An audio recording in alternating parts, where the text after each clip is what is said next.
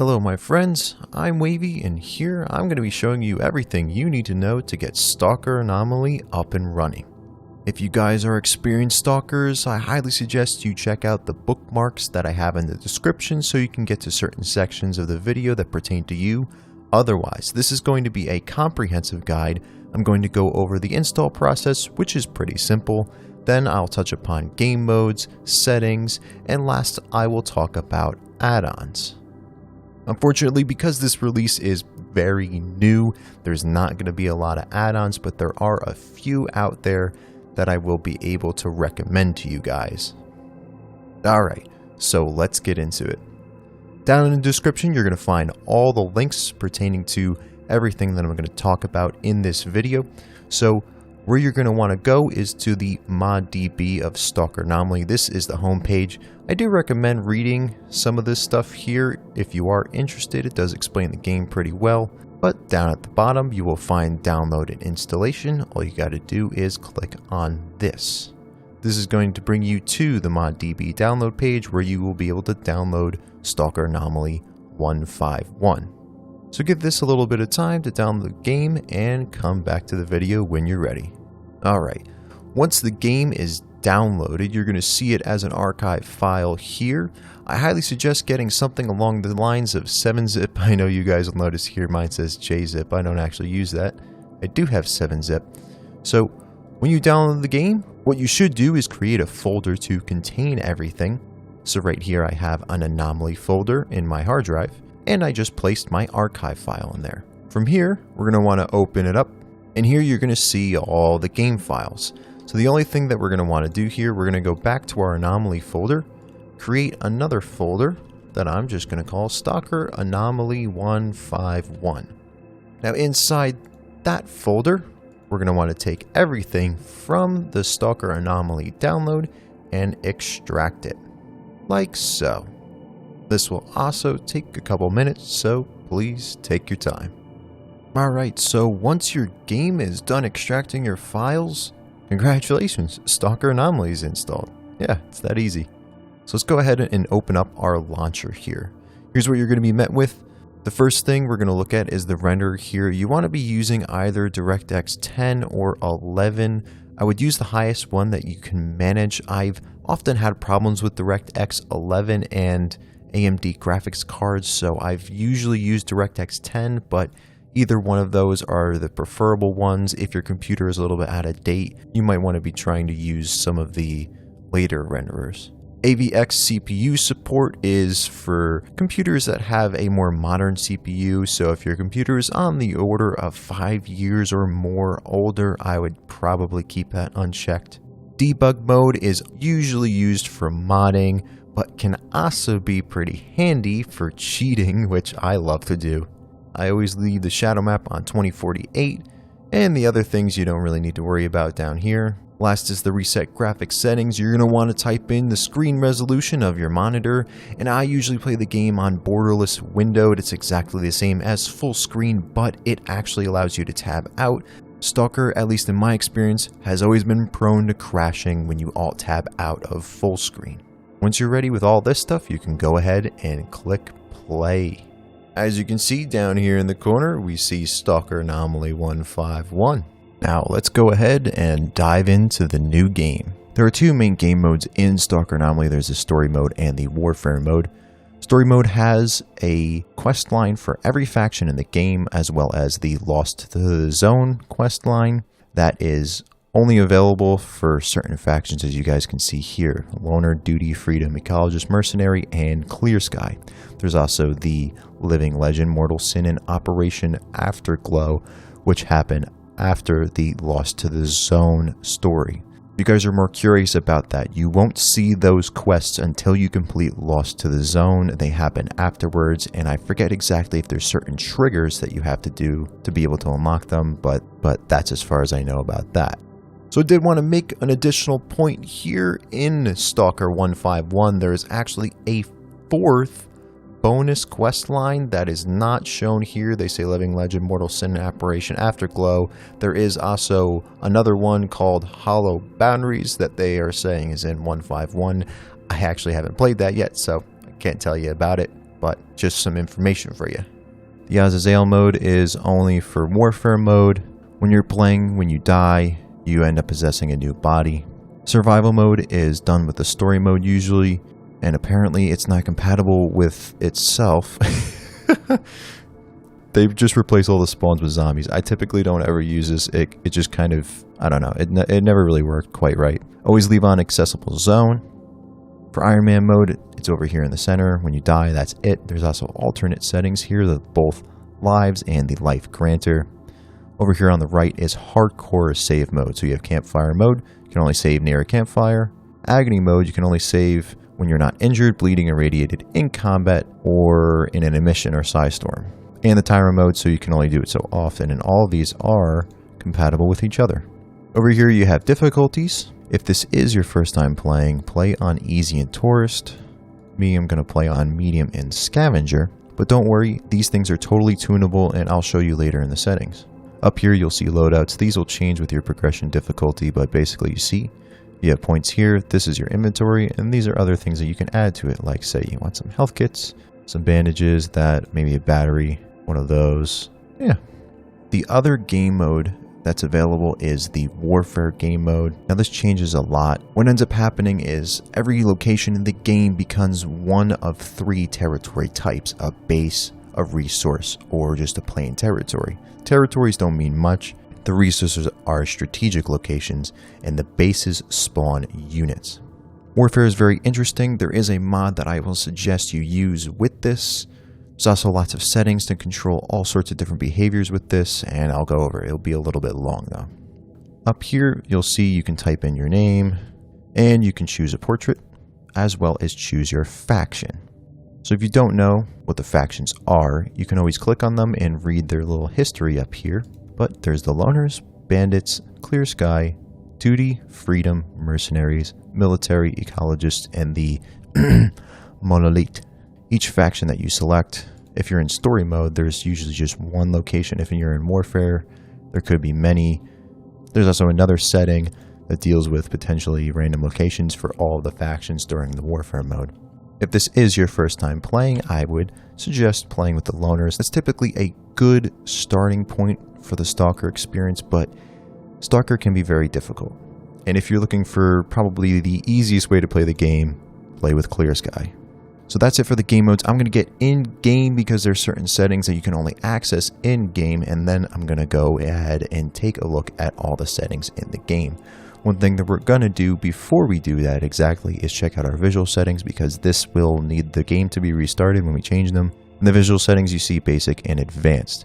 The basic, just double check your render type, double check your resolution, adjust your field of view to your liking, and set your screen mode. In the advanced setting, there's a whole bunch of stuff here, but there's presets up here in the top right corner. You see they go from extreme to potato. I like to use the presets. I'll put mine on high, and what I also like to do, I turn on the anti-aliasing, and I turn on screen space ambient inclusion. That's just for me. I do have some pretty serious hardware, so you guys know your hardware better than I do. So we'll apply our video settings. It says we have to restart the game, so we're going to do exactly that. And I'll get back in once we're actually in game. Alright, so now that we are in game, this is a good time to go and look at the other settings. Back to the visual tab, you see the UI and HUD. You can change all of these things however you like. For me, I choose the crosshair. I like to turn off the belt artifact HUD. I do show the mini-map, and this one's pretty important, NPC identification. This one makes it so that your crosshair will tell you if you're aiming at an enemy or a neutral faction or a friendly. This is really helpful because it's kind of hard to tell what every person's faction is from 100 meters away. There is also down here a great addition to RC19, the control of the head bobbing factor. Now, if you're an absolute maniac and you like being nauseous most of the time, you could put it on 2, but I'm going to go ahead and put it on 0.3. Over here in the player is some other effects. Some of these things can get awfully annoying, so it's important to remember exactly what this stuff does. You have gas mask effects and you have player effects. Most of this stuff I will just leave on just for the hell of it.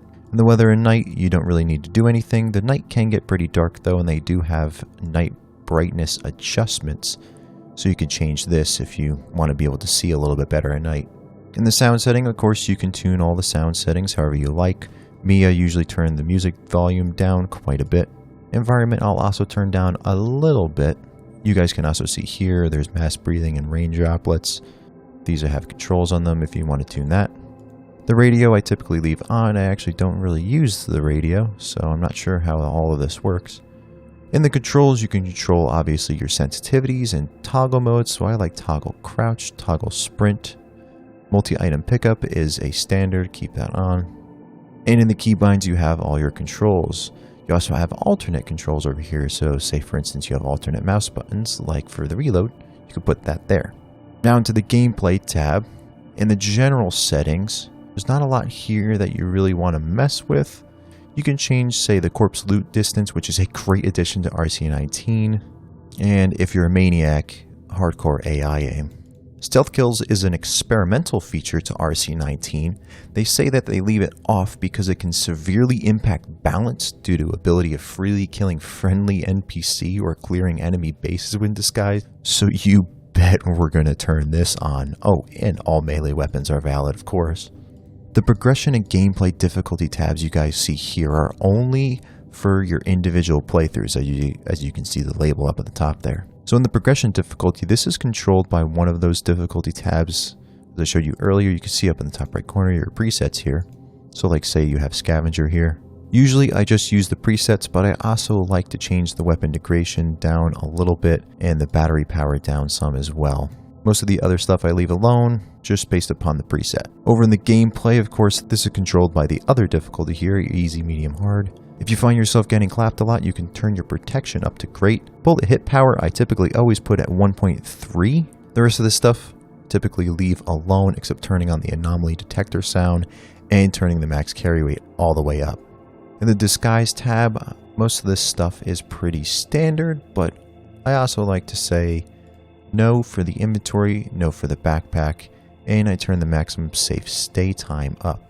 The disguise works as if you were wearing an outfit of a different faction, people will consider you a part of that faction, and many of these things control both suspicion factors as well as just plain old general settings. Most of the stuff I leave alone. It can get pretty complicated to try to fuss with all of this stuff, but this is a pretty good set here.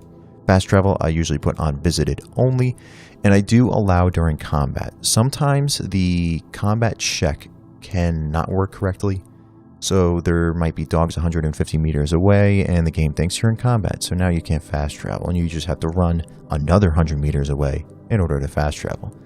Just kind of jank, I just leave it like this. The backpack fast travel state is the same way. I'll click that on and allow during combat. Over here in the zone, changes general A-life settings. Now, this is something you might want to actually mess with before you start a playthrough because the population factors can have a pretty significant impact. What I like to do, I turn the mutants up to 1, the stalkers up to 0.75, offline combat on full, and just for laughs, I like to put on helicopter sounds and patrols. It's good that they have the controls for these because there's a lot of helicopters all over the place and sometimes they can get pretty annoying, so you can turn off the sounds if you just don't want to hear that thing in the background. And dynamic faction relations is also an interesting one. You guys can read the description here, but this one only used with warfare. I don't actually know if it works for story mode, but it can really screw with your story mode by basically messing up your entire playthrough and making it impossible for you to finish certain things. Over here in the events tab, don't touch anything. I will come back to this and let me get through the other couple settings here. Dynamic news, you typically don't need to do much here unless you find all that chatter annoying. There's basically a control for every little thing that happens in the zone, so you guys can choose and pick which ones you like, which ones you don't, or if you want to turn them all off, if you want to leave it the way it is, that's good too. The others tab, you'll see your language here, so if you want to change it to Russian, you can do that there. You also have Discord status and some of your saving controls, so auto save on level change, I leave that on always. I don't auto save after minutes, but I do have the quick save at 5. Quick save, basically, you get a certain set amount of quick saves, so when you keep quick saving, it'll overwrite other ones. I leave it at 5, I usually don't need more than that, but you can go up to 20 if you really need it. And now we can come back to the Warfare tab. So this one's going to take me a couple minutes to explain. So in the Warfare settings, they do ship 2 presets with it. There's a fast and a slow. Now I typically use the fast one if I'm playing it just vanilla. Although War makes it so that there are no friendlies of any kind. Everybody's fighting everybody. Random starting locations is one that I typically always use because of the way that the game is set up. Monolith will typically have a huge advantage right from the beginning and will always be the ones in control for most of the game. The random starting locations makes it so that that doesn't happen. Over here in the auto capture, I go down to the wait time, and I'll typically move that down to about 6. This gives you enough time to loot bodies, but it's not long enough that you have to sit there and camp out. Turn off Fog of War here. That's so that you can see what's happening on other parts of the map. All this other stuff, pretty much leave alone. One thing I will point out to you guys, if you guys want to just completely screw the game, here is the support reward enemy rank weight. So as you can see from the description, when you kill an enemy, you'll be rewarded the reward money, then the enemy rank times the rank weight. If you put this to 1, and you kill a stalker that's, say, like veteran level, you know, like 20 to 30,000 rank, then you earn 20 to 30,000 rubles when you kill him. This can really screw with your game or just make you a millionaire. So that's one cute little feature if you guys are interested in doing something like that. Typically always check on zombies act as a faction. That one's just fun. And that's usually where I leave it from there. The Azazel tab, I typically will leave everything exactly the way it is. If you are playing this, you don't want to be spawning as an enemy or neutral stalker because then you're a different faction than the one you originally started with. Just means that you're going to be dragging out the war really badly. Now for the rest of these tabs, each one applies to a faction in the game, even the zombies. What I'll typically do is I'll adjust one, and then hit apply to all so that the changes go through to everybody. I don't touch everything in here. As you guys can see, there's level priorities, which can get pretty messy. The easiest thing to do is to use your presets. But I'll point out a couple things here. You have your minimum and maximum respawn time. These are good controls to mess with. There's also the minimum and maximum resurgence time. I want to point this one out specifically. For the resurgence, when a faction is destroyed and they lose their last base, they're then put on a timer between the min and max time. Once they hit that time, they take a random base in the game. That is what the resurgence is. So in my playthroughs, when I'm done letting the other factions resurge, I will click off their participate in warfare so that they don't do it again. Otherwise, the factions you keep destroying, they just keep taking bases that you've already taken, then you have to go back there, fight them, etc, etc, etc. Alright everybody, that should about cover it for the settings. I tried to talk about most of the important bits, but if there was anything specifically that I missed or that you have a question about, please let me know down in the comments. The last thing that I did want to touch on is add-ons. So I did mention it earlier, but I do want to reiterate. So a lot of the original add-ons that you'll find on the ModDB aren't going to work with it. If you're looking for something, you're going to want to look for specifically 1.5.1. You might also be able to get away with other mods that say something like RC22, 23, or even maybe RC19 or lower. Generally speaking, between the RCs, not a ton has changed, but the best way to know if the add-ons are going to work is if it's designed for 1.5.1. So I will be showing you how to work with the add-ons. I do have a couple recommendations for you for some that do work with the new version of the game. So let me show you all of that stuff. The one thing that you are gonna wanna get is JSGME, the JonesSoft Generic Mod Enabler. This is going to make your life a lot easier when it comes to putting in add-ons into the game. It's going to allow you to enable or disable mods basically on the fly. But I will also show you guys how to do things manually. So when I'm modding Stalker Anomaly, I like to have things pretty organized, so I will make a mods folder that's completely separate from my Stalker Anomaly install folder. It just helps keep things cleaner. Alright, so let me first show you how to do things with JSGME. I'm going to be using two different mods here that I've actually created myself. You can see here Mortal Companions and the Improved Nomad. All they have in them is a game data folder, and that's how most of your mods are going to come. So with JSGME, all you're going to want to do is take everything you see here, copy it, then go to your Stalker Anomaly install folder and paste everything right in there. From here, all you're going to want to do is paste things into this mods folder. So I'm going to go back to here, take my two mods, copy them, go back to the Stalker Anomaly install, and paste them into the mods folder. From here, we're going to start JSGME, and you'll see here the two mods. All you have to do is go like this, and there you go. Now your mods are activated. If you are trying to do this manually, it's relatively speaking simple. So back to our mods here. As I said, there is a game data folder. What we'll want to do is copy the game data folder, go back to our Stalker Anomaly install folder, and simply paste the game data folder in there. If you have more mods, it's the same process. You just take the game data folder and copy it right in there. The only thing that the mod organizer does is it basically just does the whole manual process for you. So if you see here, I've gone ahead and taken my mods back out. There's nothing there. But when I go to the mod organizer and I enable both of these mods, you'll see the items in the game data folder now. So let me give you guys a couple recommendations for some add-ons. This is the 2K Anomaly Skybox textures. Now this one does in fact say it's for the previous version of Stalker, but because of the way that the files are structured, they actually work with the new version.